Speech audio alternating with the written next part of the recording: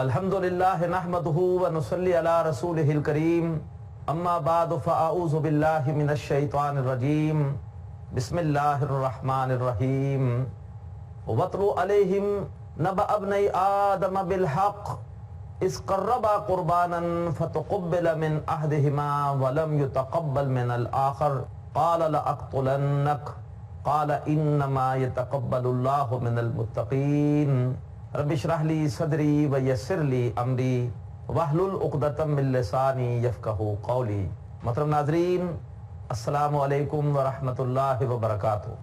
آج انشاءاللہ ہم سورۃ المائدہ کی آیات 27 تا 31 کی روشنی میں قصہ حابیل و قابیل پڑھیں گے اس پروگرام کے سلسلے میں، جس کا عنوان ہے قصص القرآن۔ اللہ تعالیٰ نے سورہ مائدہ کی آیت 27 میں ارشاد فرمایا وَاتْلُ عَلَيْهِمْ نَبَأَ ابْنَيْ آدَمَ بِالْحَقِّ۔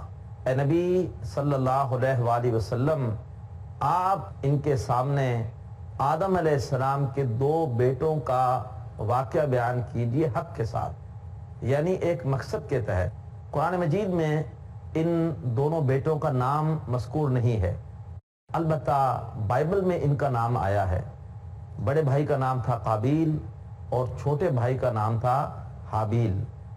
اس قربا قرباناً، جبکہ ان دونوں نے قربانی پیش کی، فتقبل من احدہما، تو ان دونوں میں سے ایک کی قربانی قبول کر لی گئی، ولم یتقبل من الآخر، اور دوسرے کی قربانی قبول نہیں کی گئی۔ اس پر قابیل کو بہت ہی غصہ آیا اور حسد کی آگ میں جلنے لگا کہ کیوں میری قربانی قبول نہیں ہوئی، اور اس نے غصے میں آ کر حسد کی آگ میں جل کر حابیل سے کہا لَأَقْتُلَنَّكَ، کہ میں تو تجھے قتل کر دوں گا، میں تجھے جان سے مار دوں گا۔ حضرت حابیل نے بہت ہی حکیمانہ جواب دیا کہ انما یتقبل اللہ من المتقین، بے شک اللہ تبارک و تعالی متقیوں کی طرف سے قربانی قبول کرتا ہے۔ اگر تمہارے دل میں بھی تقوی ہوتا، خدا خوفی ہوتی، تو تمہاری قربانی بھی اللہ کے ہاں قبول ہو جاتی۔ اب اس کے بعد حضرت حابیل نے بہت ہی پیارے الفاظ یہ کہے قابیل کو سمجھانے کے لیے۔ حضرت حابیل نے کہا لَإِن بَسَطْتَ إِلَيَّ يَدَكَ لِتَقْتُلَنِي مَا أَنَا بِبَاسِطٍ يَدِيَ إِلَيْكَ لِأَقْتُلَكَ، اگر تو نے اپنا ہاتھ بڑھایا مجھے قتل کرنے کے لیے، تو میں اپنا ہاتھ تجھے قتل کرنے کے لیے نہیں بڑھاؤں گا۔ یعنی میں ہرگز یہ کام نہیں کروں گا کہ جو کام تو کر رہا ہے میں بھی اس طرح کا کام کروں۔ جیسے ایک حدیث میں آتا ہے کہ قاتل اور مقتول دونوں جہنم میں جائیں گے۔ اس پر سوال پوچھا گیا اللہ کے رسول سے کہ بھئی قاتل نے تو قتل کیا، وہ تو جہنم میں جائے گا، مقتول کا کیا قصور ہے؟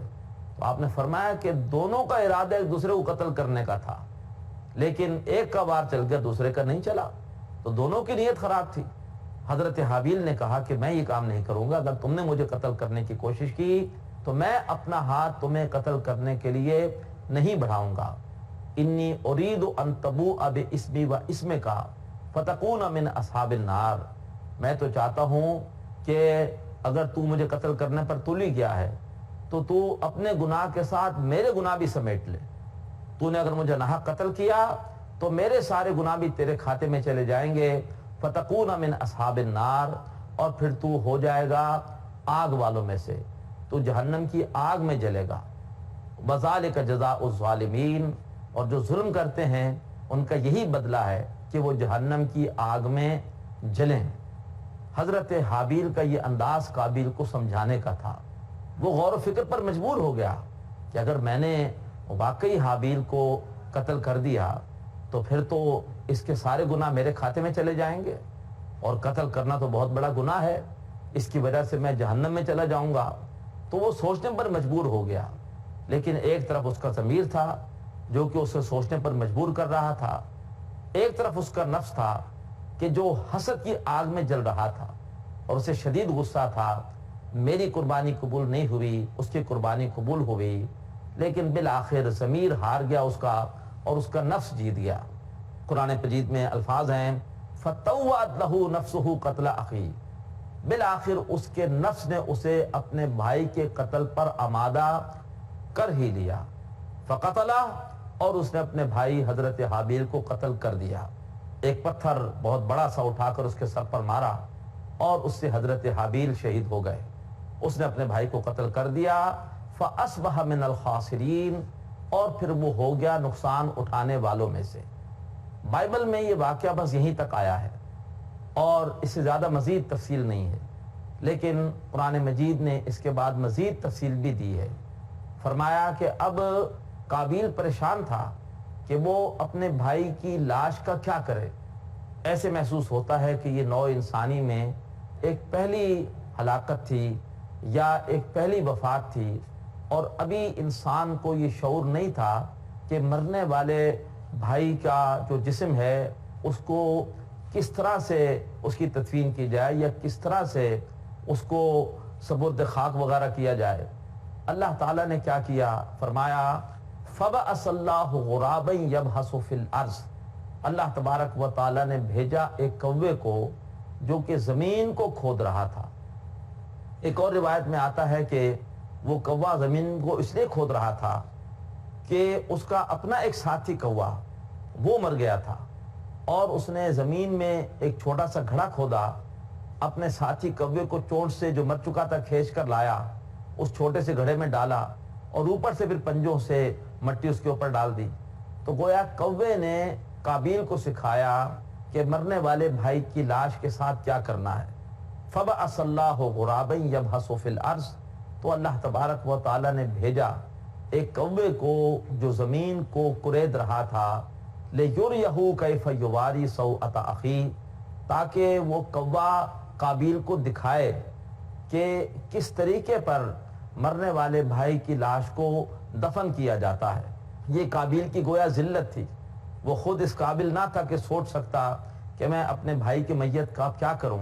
اور ایک حقیر سے پرندے نے، وہ پرندہ بھی ایسا ہے کہ جو زیادہ اس کی صفات کو پسندیدہ نہیں ہے، اس پرندے نے آ کر قابیل کو سکھایا کہ بھائی کی میت کے ساتھ کیا کرنا ہے. تو اس نے جب یہ دیکھا تو اس نے اپنی عاجزی کا، اپنی شرمندگی کا اظہار کیا کہ یا ویلتا اعجزت ان اکون مثل ھذا الغراب فاواری سوءۃ اخی. اس نے کہا ہے میری خرابی، میں تو اتنا عاجز ہوں کہ میں اس کوے جیسا بھی نہ ہو سکا کہ میں خود سے سمجھ لیتا کہ بھائی کی لاش کو میں نے کس طرح سے دفن کرنا ہے. فاصبح من النادمین، اور وہ اپنے اس پورے کے پورے طرز عمل پر ہو گیا ندامت اختیار کرنے والا. شیطان اور نفس ہمارے ایسے دشمن ہیں کہ پہلے وہ ہم سے گناہ کرواتے ہیں، اور گناہ کرانے کے بعد جب ہم گناہ کر لیتے ہیں تو پھر ہمیں وہ ندامت کا، حسرت کا ایک دکھ بھی دیتے ہیں.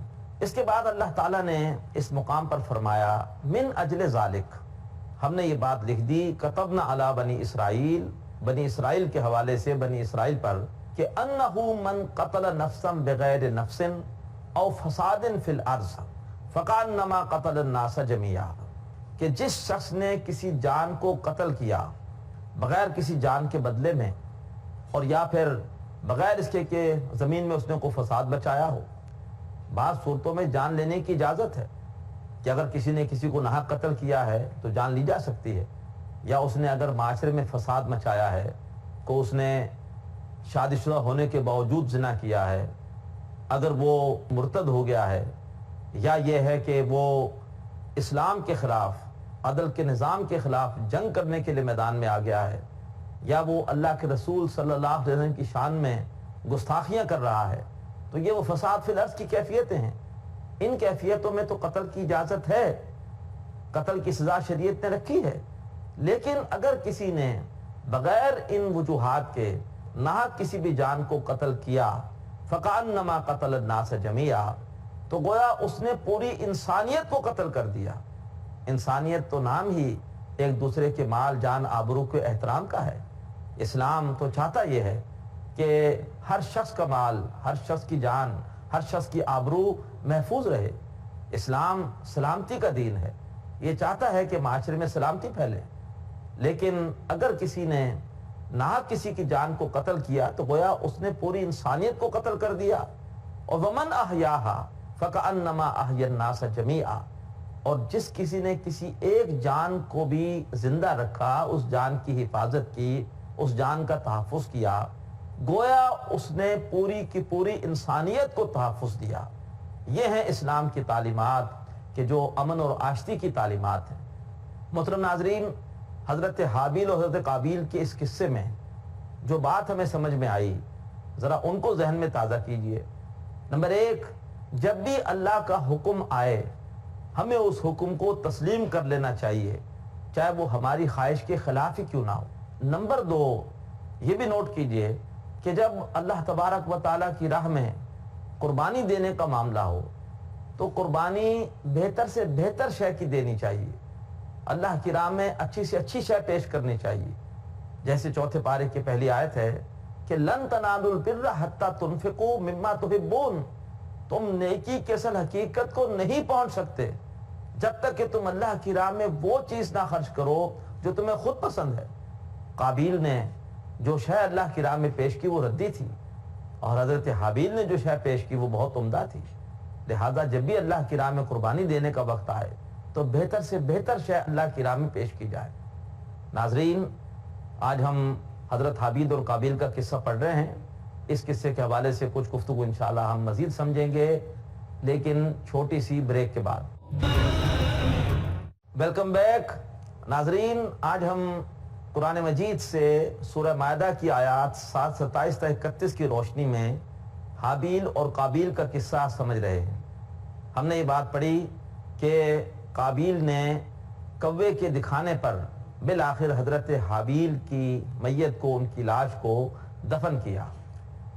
اس کے بعد اللہ تعالیٰ نے اس مقام پر فرمایا من اجل ذالک، ہم نے یہ بات لکھ دی کتبنا علی بنی اسرائیل، بنی اسرائیل کے حوالے سے بنی اسرائیل پر، کہ انہو من قتل نفسا بغیر نفس او فساد فی الارض فکانما قتل الناس جميعا، کہ جس شخص نے کسی جان کو قتل کیا بغیر کسی جان کے بدلے میں، اور یا پھر بغیر اس کے کہ زمین میں اس نے کوئی فساد بچایا ہو۔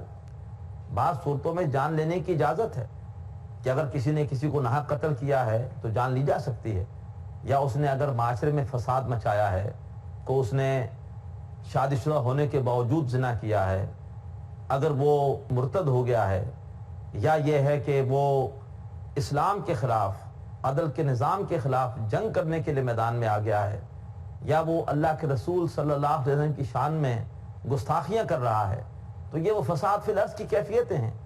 ان کیفیتوں میں تو قتل کی اجازت ہے، قتل کی سزا شریعت نے رکھی ہے، لیکن اگر کسی نے بغیر ان وجوہات کے ناحق کسی بھی جان کو قتل کیا فکانما قتل الناس جميعا، تو گویا اس نے پوری انسانیت کو قتل کر دیا۔ انسانیت تو نام ہی ایک دوسرے کے مال، جان، آبرو کے احترام کا ہے۔ اسلام تو چاہتا یہ ہے کہ ہر شخص کا مال، ہر شخص کی جان، ہر شخص کی آبرو محفوظ رہے۔ اسلام سلامتی کا دین ہے، یہ چاہتا ہے کہ معاشرے میں سلامتی پھیلے۔ لیکن اگر کسی نے ناحق کسی کی جان کو قتل کیا تو گویا اس نے پوری انسانیت کو قتل کر دیا۔ اور ومن احیاھا فکانما احیا الناس جميعا، اور جس کسی نے کسی ایک جان کو بھی زندہ رکھا، اس جان کی حفاظت کی، اس جان کا تحفظ کیا، گویا اس نے پوری کی پوری انسانیت کو تحفظ دیا۔ یہ ہیں اسلام کی تعلیمات کہ جو امن اور آشتی کی تعلیمات ہیں۔ محترم ناظرین، حضرت حابیل اور حضرت قابیل کے اس قصے میں جو بات ہمیں سمجھ میں آئی، ذرا ان کو ذہن میں تازہ کیجئے۔ نمبر ایک، جب بھی اللہ کا حکم آئے ہمیں اس حکم کو تسلیم کر لینا چاہیے، چاہے وہ ہماری خواہش کے خلاف ہی کیوں نہ ہو۔ نمبر دو، یہ بھی نوٹ کیجئے کہ جب اللہ تبارک و تعالیٰ کی راہ میں قربانی دینے کا معاملہ ہو تو قربانی بہتر سے بہتر شے کی دینی چاہیے، اللہ کی راہ میں اچھی سے اچھی شے پیش کرنی چاہیے۔ جیسے چوتھے پارے کی پہلی آیت ہے کہ لن تنالوا البر حتی تنفقوا مما تحبون، تم نیکی کے اصل حقیقت کو نہیں پہنچ سکتے جب تک کہ تم اللہ کی راہ میں وہ چیز نہ خرچ کرو جو تمہیں خود پسند ہے۔ قابیل نے جو شے اللہ کی راہ میں پیش کی وہ ردی تھی، اور حضرت حابیل نے جو شے پیش کی وہ بہت عمدہ تھی۔ لہذا جب بھی اللہ کی راہ میں قربانی دینے کا وقت آئے تو بہتر سے بہتر شے اللہ کی راہ میں پیش کی جائے۔ نمبر 3، تیسرا نقطہ یہ سمجھ میں آیا کہ انما یتقبل اللہ من المتقین، اللہ تبارک و تعالی متقیوں کی قربانی قبول کرتا ہے۔ ہماری پوری زندگی میں تقوی ہونا چاہیے، اللہ تبارک و تعالی کا خوف، اللہ تبارک و تعالی کے سامنے جواب دہی کا احساس۔ اگر یہ تقوی ہے تو ہماری قربانیاں، ہمارا انفاق، ہماری اللہ کی راہ میں جد و جہد، ہماری تبلیغ، ہمارا جہاد، یہ سب قبول ہوں گے۔ اگر ہم متقی نہیں ہیں، ہم خود نیک نہیں ہیں، تو چاہے ہم لاکھ تبلیغ کریں، چاہے لاکھ ہم غلبہ دین کے لیے کچھ جہاد کرنے کی کوشش کریں، قربانیاں دیں، اللہ تعالیٰ ہماری قربانیاں قبول نہیں کرے گا۔ ہماری قربانیوں سے اسی وقت نتیجہ نکلے گا جبکہ ہم خود متقی ہوں۔ چوتھی بات اس قصے سے ہمیں یہ سمجھ میں آئی کہ جب بھی کوئی ناکامی ہو تو کبھی بھی ہمیں فوری طور پر ناکامی کا الزام دوسروں کو نہیں دینا چاہیے، بلکہ اپنی خامیوں کا جائزہ لینا چاہیے۔ جیسے ابلیس کی روش بھی یہی تھی کہ اس نے جب گناہ کیا، اللہ نے اسے حکم دیا کہ سجدہ کرو آدم علیہ السلام کو، اس نے سجدہ نہیں کیا، اور جب اللہ تعالیٰ نے اس سے پوچھا کہ تم نے سجدہ کیوں نہیں کیا، تو اس نے پہلے تکبر کا اظہار کیا کہ اللہ تو نے مجھے پیدا کیا ہے آگ سے، آدم علیہ السلام کو بنایا ہے مٹی سے، مٹی کے مقابلے میں آگ بہتر ہوتی ہے، میں اس سے بہتر ہوں، میں کیسے اس کو سجدہ کروں۔ اور اس کے بعد اس نے اللہ تبارک و تعالیٰ پر الزام لگا دیا کہ فَبِمَا أَغْوَيْتَنِي، اللہ تو نے مجھے گمراہ کیا ہے۔ غلطی خود کی، الزام اللہ تبارک و تعالیٰ پر لگا دیا۔ شیطنت ہے یہ، آدمیت یہ ہے کہ آدمی اپنی غلطی کو تسلیم کرے اور غلطی کا سارا سبب اپنی ذات کو قرار دے۔ ربنا ظلمنا انفسنا، آدم علیہ السلام نے یہ کہا تھا کہ اللہ ہم نے خود اپنی جانوں پر ظلم کیا۔ قابیل نے غلطی کرنے کے بعد یہ نہیں دیکھا کہ میری اپنی کیا غلطی ہے، قابیل نے قربانی دینے کے بعد یہ نہیں دیکھا کہ میری کیا غلطی ہے، میں نے خود ہی ناقص مال اللہ کی راہ میں پیش کیا تھا، میں نے خود اللہ کے حکم کو ماننے سے انکار کر دیا تھا، میں متقی نہیں تھا۔ اس نے الزام دے دیا حضرت حابیل کو کہ تمہاری وجہ سے یہ سب کچھ ہوا ہے، اور اس کے بعد اس نے حضرت حابیل کو قتل کرنے کی دھمکی دی۔ تو ہمیں کبھی بھی کسی بھی ناکامی کے حوالے سے بجائے خارج میں دیکھنے کے اور خارج کو الزام دینے کے، سب سے پہلے اپنی کوتاہیوں پر نظر ڈالنی چاہیے کہ ہمارا اپنا کوئی قصور ہوگا کہ جس کی وجہ سے یہ ناکامی ہوئی ہے۔ پھر اس کے بعد جو پانچویں نصیحت ہمیں مل رہی ہے اس قصے سے وہ یہ ہے کہ ہمیں کبھی بھی حسد کی آگ میں نہیں جلنا چاہیے۔ ہمیں چاہیے کہ ہم صبر اور تقوی کی روش اختیار کریں۔ ایک اور بات بھی سمجھ لیجئے، اور وہ یہ ہے کہ ایک ہوتا ہے جیسے صدقہ جاریہ، بعض ایسی نیکیاں ہوتی ہیں کہ اس کے اثرات مرنے کے بعد بھی باقی رہتے ہیں، جب تک وہ اثرات باقی رہتے ہیں مرنے والے کو اجر ملتا رہتا ہے۔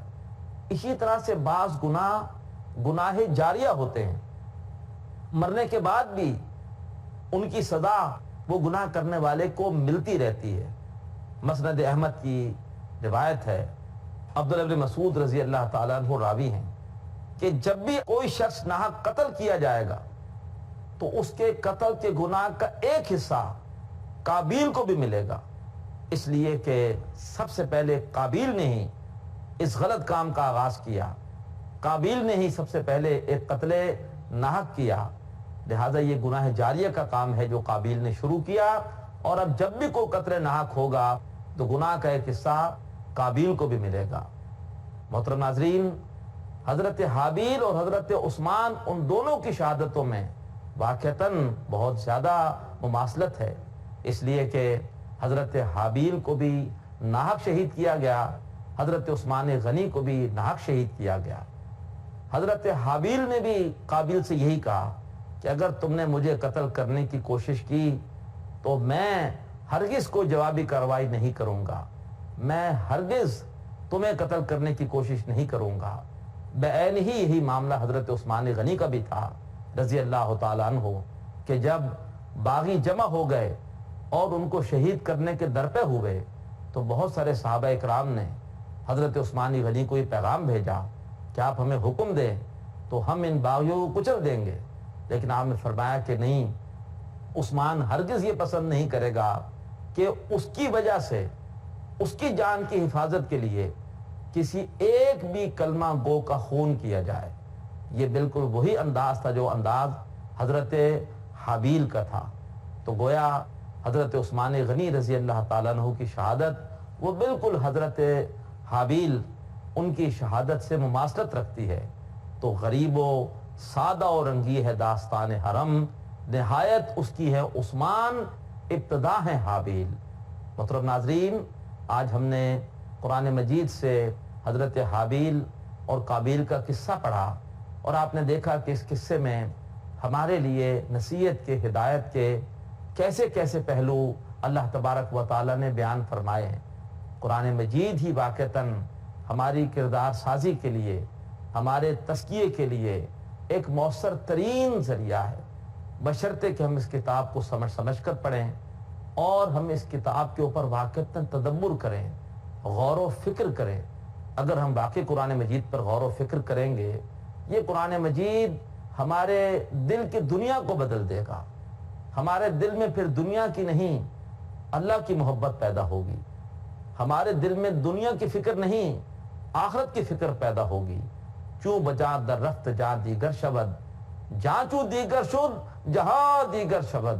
یہ قرآن مجید جب کسی کے اندر اترتا ہے وہ انسان بدل جاتا ہے. وہ خود کیا بدلتا ہے، اس کے لیے پوری دنیا بدل جاتی ہے. اللہ تعالی ہمیں سمجھ کر قرآن مجید کو پڑھنے کی اور اس کے واقعات سے نصیحت حاصل کرنے کی توفیق عطا فرمائے. اقول قولی ھذا واستغفر اللہ لی ولکم ولسائر المسلمین والمسلمات.